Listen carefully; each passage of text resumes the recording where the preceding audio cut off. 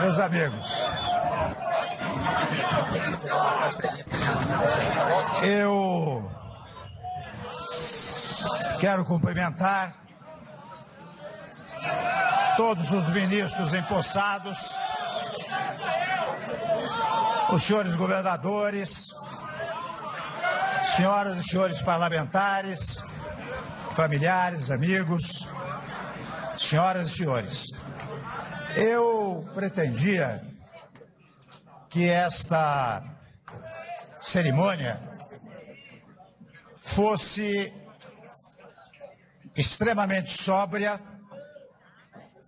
e discreta, como convém ao momento que vivemos. Entretanto, eu vejo o entusiasmo dos colegas parlamentares, dos senhores governadores, e tenho absoluta convicção de que este entusiasmo deriva precisamente da longa convivência que nós todos tivemos ao longo do tempo. Até pensei, num primeiro momento, que não lançaria nenhuma mensagem nesse momento. Mas percebi, pelos contatos que tive nestes 2 últimos dias, que indispensável seria esta manifestação. E minha primeira palavra ao povo brasileiro é a palavra confiança. Confiança nos valores que formam o caráter de nossa gente, na vitalidade da nossa democracia. Confiança na recuperação da economia nacional, os potenciais do nosso país, em suas instituições sociais e políticas, e na capacidade de que, unidos, poderemos enfrentar os desafios deste momento que é de grande dificuldade. Reitero, como tenho dito ao longo do tempo, que é urgente pacificar a nação e unificar o Brasil. É urgente fazermos um governo de salvação nacional. Partidos políticos, lideranças e entidades organizadas e o povo brasileiro hão de emprestar sua colaboração para tirar o país desta grave crise em que nos encontramos. O diálogo é o primeiro passo para enfrentarmos os desafios para avançar e garantir a retomada do crescimento. Ninguém, absolutamente ninguém, individualmente, tem as melhores receitas para as reformas que precisamos realizar.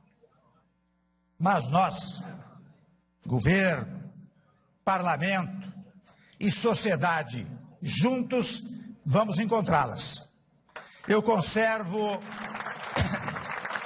a absoluta convicção de que é preciso resgatar a credibilidade do Brasil no concerto interno e no concerto internacional, fator necessário para que empresários dos setores industriais, de serviços, do agronegócio e os trabalhadores, enfim, de todas as áreas produtivas, se entusiasmem e retomem em segurança com seus investimentos. Teremos de incentivar de maneira significativa as parcerias público-privadas, na medida em que esse instrumento poderá gerar emprego no país.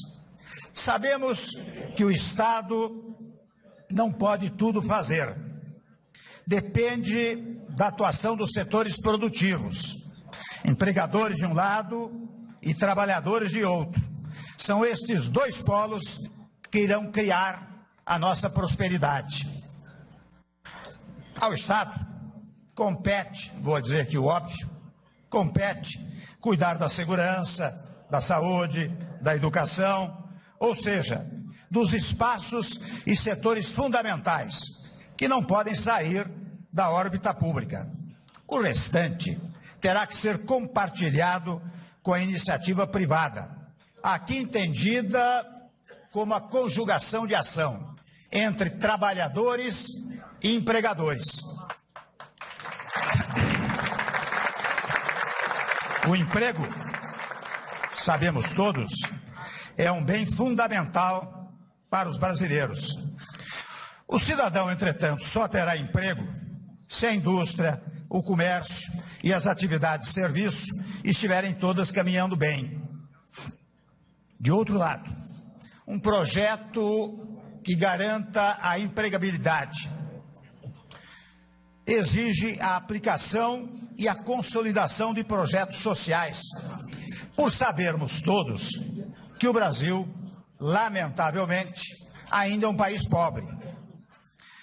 Portanto, reafirmo, e eu faço em letras garrafais, vamos manter os programas sociais, o Bolsa Família, o Pronatec, o FIES, o ProUni, o Minha Casa Minha Vida, entre outros, são projetos que deram certo e, portanto, terão sua gestão aprimorada. Aliás, aqui mais do que nunca, nós precisamos acabar com um hábito que existe no Brasil, em que, assumindo outrem no governo, você tem que destruir o que foi feito. Ao contrário, você tem que prestigiar aquilo que deu certo, completá-los, aprimorá-los e insetar outros programas que sejam úteis para o país. Eu expresso, portanto, nosso compromisso com essas reformas, não é? Mas eu quero fazer uma observação.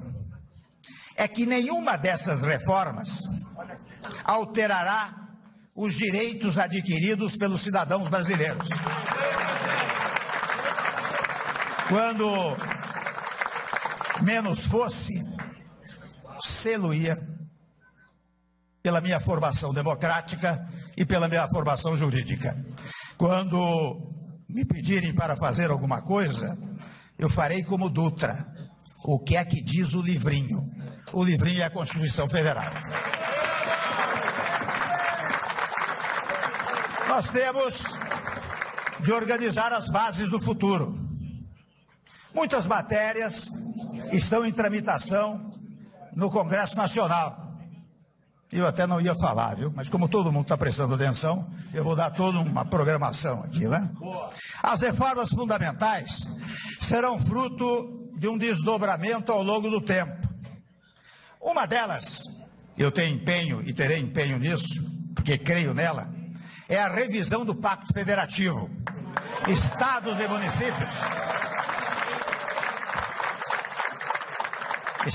municípios precisam ganhar autonomia verdadeira, sob a égide de uma federação real, não sob uma federação artificial, como vemos atualmente.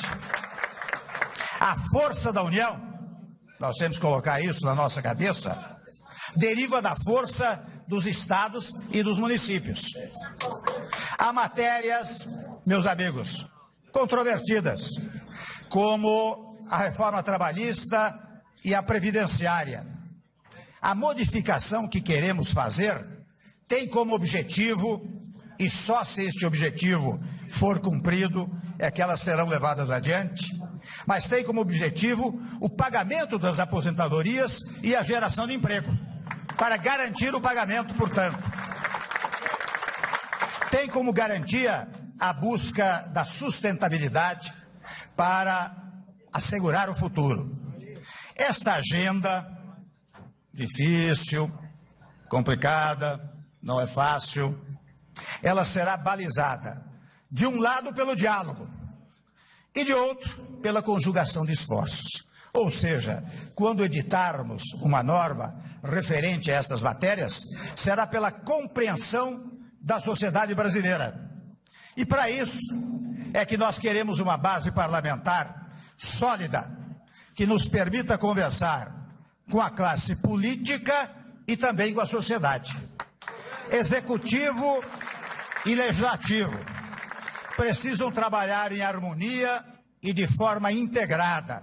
Até porque, no Congresso Nacional, é que estão representadas todas as correntes de opinião da sociedade brasileira. Não é apenas no Executivo. Lá no Congresso Nacional estão todos os votos de todos os brasileiros. Portanto, nós temos que governar em conjunto. Água. Só física, né? O resto vai bem.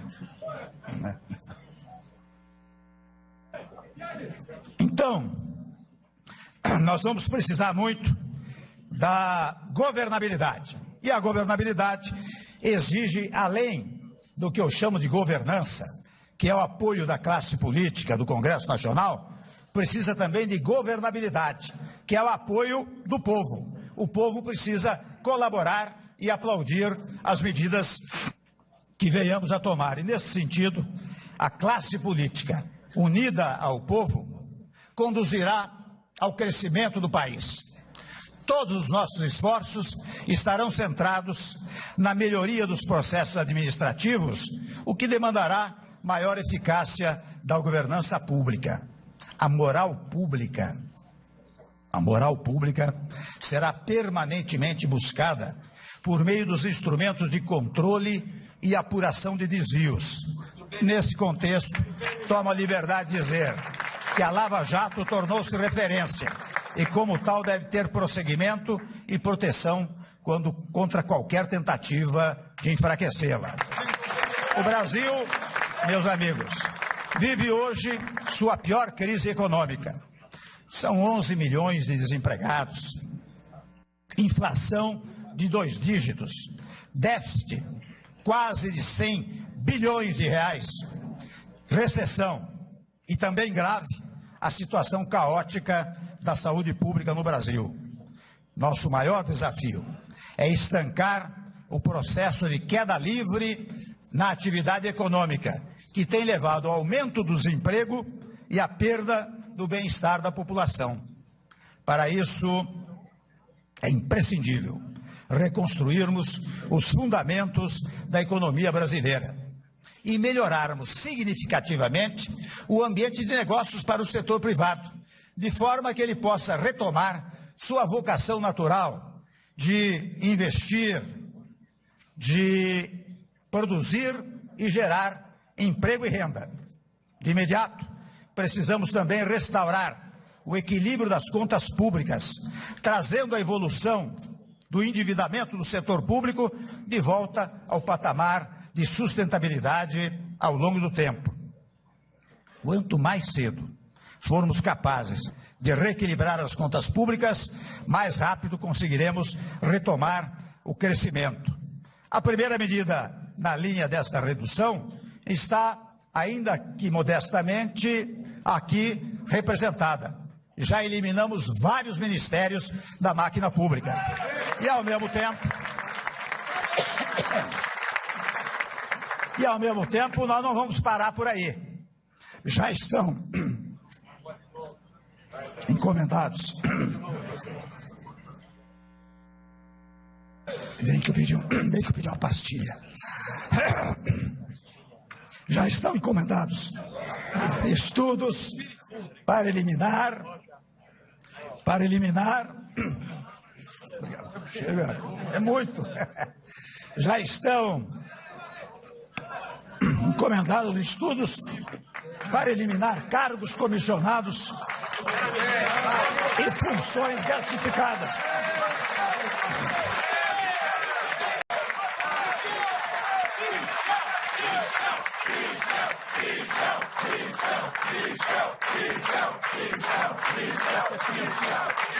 Sabidamente, funções gratificadas desnecessárias.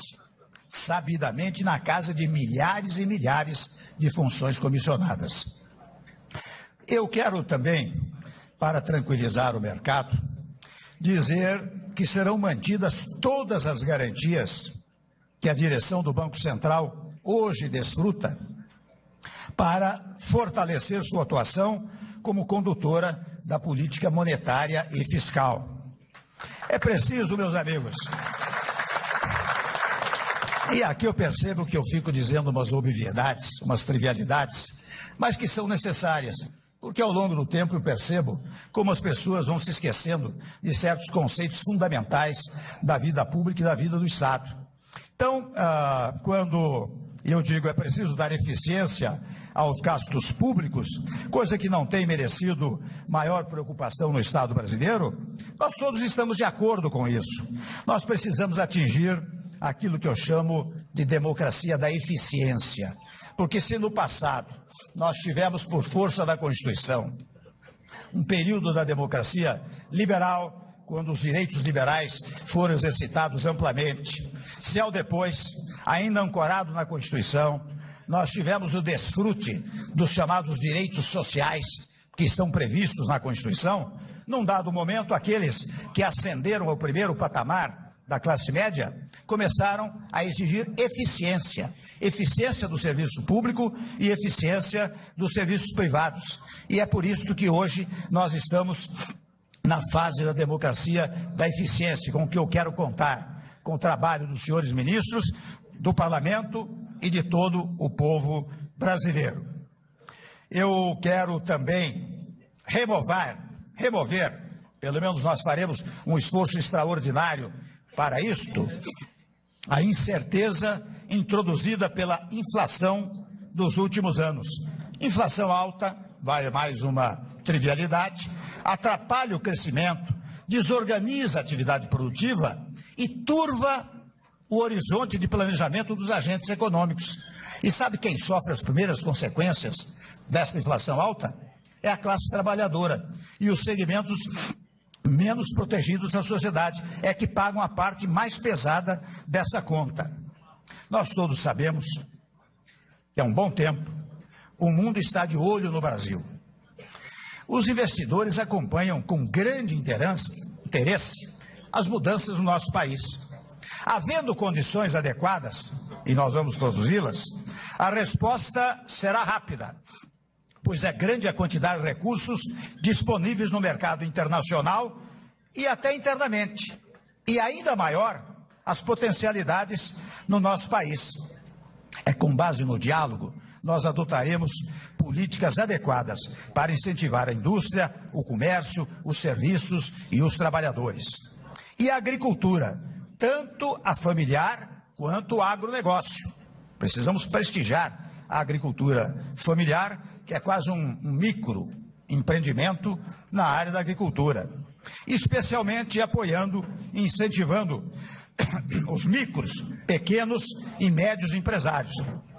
Além de modernizar o país, estaremos realizando o maior objetivo do governo: reduzir o desemprego, que há de ser, os senhores percebem que eu estou repetindo esse fato, porque eu tenho tido, e os senhores todos têm tido, contato em todas as partes do país com famílias desempregadas. E nós vemos o desespero desses brasileiros que contam com um país com potencialidades extraordinárias e que não consegue levar adiante uma política econômica geradora de empregos para todos os brasileiros.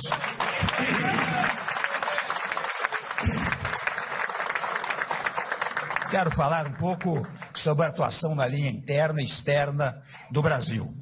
E esses princípios estão consagrados na Constituição de 88, senador Mauro Benevides, que nós ajudamos a redigir, não é? E eu indico, porque esses preceitos indicam um caminho natural para a definição das linhas da atuação interna e externa do Brasil. Os senhores veem que eu insisto muito no tema da Constituição, porque, a meu modo de ver, toda vez que nós nos desviamos dos padrões jurídicos, e o direito existe exata e precisamente para regular as relações sociais, quando nós nos desviamos dos limites do direito, nós criamos a instabilidade social e a instabilidade política. Por isso que eu insisto sempre na invocação do texto constitucional. Pois muito bem, nesta Constituição, a independência nacional, a defesa da paz e da solução pacífica de conflitos, o respeito à autodeterminação dos povos, a igualdade entre os Estados, a não intervenção, a centralidade dos direitos humanos e o repúdio ao racismo e ao terrorismo, dentre outros princípios, são valores profundos de nossa sociedade e traçam a imagem de um país pacífico e ciente dos direitos e deveres estabelecidos pela nossa Constituição. São, meus amigos, esses elementos de consenso que nos permitem estabelecer bases sólidas para a política externa que volte a representar os valores e interesses permanentes do nosso país. A recuperação do prestígio do país e da confiança em seu futuro serão tarefas iniciais e decisivas para o fortalecimento da inserção internacional da nossa economia. Agora, em agosto, o Brasil estará no centro do mundo com a realização das Olimpíadas no Rio de Janeiro. Bilhões de pessoas assistirão aos Jogos. Jornalistas de vários países estarão presentes para reportar o país sede das competições. Muito além dos esportes, sabemos disso, as pautas se voltarão para as condições políticas e econômicas do país. Tão cedo não voltaremos a ter oportunidade como esta, de atrair a atenção de tanta gente ao mesmo tempo em todos os cantos do mundo.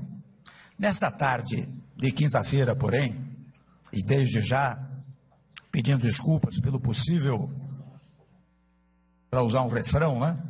Pelo possível alongado da exposição, eu quero reiterar que a minha intenção era realizar esta cerimônia, digamos assim, com a maior sobriedade possível. Estamos fazendo, porque sem embargo do entusiasmo de todos os senhores, todos nós compreendemos o momento difícil, delicado, ingrato que estamos todos passando. Por isso, nesta tarde de quinta-feira, não é momento para celebrações, mas para uma profunda reflexão. É o presente e o futuro que nos desafiam. E não podemos olhar para a frente com olhos de ontem.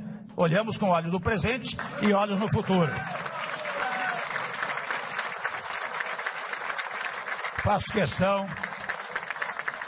questão, e espero que sirva de exemplo, de declarar meu absoluto respeito institucional à senhora presidente Dilma Rousseff. Não discuto aqui as razões pelas quais foi afastada. Quero apenas sublinhar a importância do respeito às instituições e a observância à liturgia nas questões, no trato das questões institucionais. É uma coisa que nós temos que recuperar no nosso país. Uma certa cerimônia não pessoal, mas uma cerimônia institucional. Uma cerimônia em que as palavras não sejam propagadoras do mal-estar entre os brasileiros, mas ao contrário, que sejam propagadoras da pacificação, da paz, da harmonia, da solidariedade, da moderação, do equilíbrio entre todos os brasileiros. Tudo o que disse, meus amigos, faz parte de um ideário que ofereço ao país, não em busca da unanimidade, que é impossível, mas como início de diálogo com busca de entendimento. Farei muitos outros pronunciamentos. E meus ministros, também, meus ministros é exagerado, são ministros do governo. O presidente não tem vice-presidente, não tem ministro. Quem tem ministro é o governo. Então, os ministros do governo farão manifestações nesse sentido, sempre no exercício infatigável de encontrar soluções negociadas para os nossos problemas. Temos pouco tempo, mas se nos esforçarmos, é o suficiente para fazer as reformas que o Brasil precisa. E aí, meus amigos, eu quero dizer, mais uma vez, da importância desta harmonia entre os poderes, em primeiro lugar. Em segundo lugar, a determinação da própria Constituição, e eu a cumprirei, no sentido de que cada órgão do poder tem as suas tarefas. O Executivo executa, o Legislativo legisla, o Judiciário julga. Ninguém pode interferir em um ou outro poder por uma razão singela. A Constituição diz que os poderes são independentes e harmônicos entre si. Ora bem, nós não somos os donos do poder, nós somos exercentes do poder. O poder, está definido na Constituição, é do povo. Quando o povo cria o Estado, ele nos dá uma ordem. Olha aqui, vocês que vão ocupar os poderes, exerçam-no com harmonia, porque são órgãos exercentes de funções. Ora, quando há uma desarmonia, o que há é uma desobediência à soberania popular, portanto há uma inconstitucionalidade. E isso nós não queremos jamais permitir que se pratique. Dizia aos senhores que a partir de agora nós não podemos mais falar em crise. Trabalharemos. Aliás, há pouco tempo eu passava por um posto de gasolina na Castelo Branco e o sujeito botou uma placa lá. Não fale em crise. Trabalhe. Eu quero ver até se consigo espalhar essa frase com 10, 20 milhões de outdoors por todo o Brasil, porque isso cria também um clima de harmonia, de interesse, de otimismo, não é verdade? Então, não vamos falar em crise, vamos trabalhar. O nosso lema, que não é um lema de hoje, o nosso lema é ordem e progresso. A expressão da nossa bandeira não poderia ser mais atual, como se hoje tivesse sido redigida. Finalmente, meus amigos, fundado num critério de alta religiosidade, e vocês sabem que religião vem do latim religo, religare, portanto você, quando é religioso, você está fazendo uma religação, e o que nós queremos fazer agora com o Brasil é um ato religioso, é um ato de religação de toda a sociedade brasileira com os valores fundamentais do nosso país. Por isso que eu peço a Deus que abençoe a todos nós, a mim, a minha equipe, aos congressistas, aos membros do Poder Judiciário e ao povo brasileiro, para estarmos sempre à altura dos grandes desafios que temos pela frente. Meu muito obrigado e um bom Brasil para todos nós. Senhoras e senhores, está encerrada esta cerimônia. Do Planalto, a cerimônia de posse conjunta dos ministros da equipe do presidente interino Michel Temer. Assumiram Gilberto Kassab como ministro da Ciência, Tecnologia, Inovações e Comunicações, Raul Jungmann, ministro da Defesa, Romero Jucá, do Planejamento, Desenvolvimento e Gestão, Gedel Vieira Lima, ministro-chefe da Secretaria de Governo, Sérgio Westphalen, do Gabinete de Segurança Institucional, Bruno Araújo, ministro das Cidades, Blairo Maggi, ministro da Agricultura, Pecuária e Abastecimento, Henrique Meirelles, ministro da Fazenda, Mendonça Filho, ministro da Educação e Cultura, Eliseu Padilha, ministro-chefe da Casa Civil, Osmar Terra, ministro do Desenvolvimento Social e Agrário, Leonardo Pisciani, ministro do Esporte, Ricardo Barros, ministro da Saúde, José Sarney Filho, ministro do Meio Ambiente, Henrique Eduardo Alves, ministro do Turismo, José Serra, ministro das Relações Exteriores, Ronaldo Nogueira de Oliveira, ministro do Trabalho, Alexandre de Moraes, ministro da Justiça e Cidadania, Maurício Quintela, ministro dos Transportes, Portos e Aviação Civil, Fabiano Augusto Martins Silveira, ministro da Fiscalização, Transparência e Controle, Fábio Osório Medina, na Advocacia Geral da União, Helder Barbalho, ministro da Integração Nacional, Fernando Coelho, ministro de Minas e Energia, e Marcos Pereira, da Indústria, Comércio e Serviços.